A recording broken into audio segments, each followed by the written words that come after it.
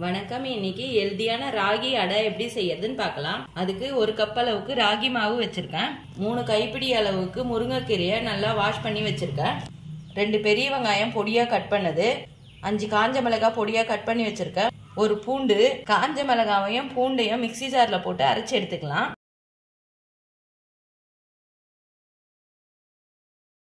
இப்போ இந்த அளவுக்கு கொரகொரப்பா அரைச்சதையும் சேர்த்துக்கிறேன். தேவையான அளவுக்கு சால்ட்டு சேர்த்துக்கிறேன். இப்போ இது எல்லாத்தையும் நல்லா கலந்துட்டு தண்ணி சேர்த்து பிசைஞ்சிக்கலாம்.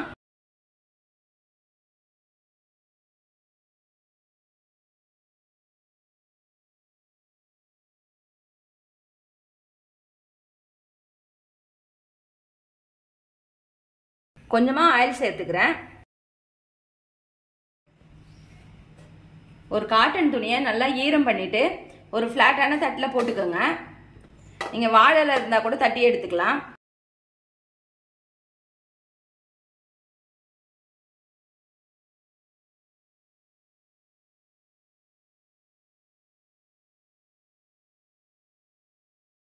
சிம்மிலே நல்லா 10 நிமிஷமாவது வேக வச்சு எடுத்துக்கோங்க.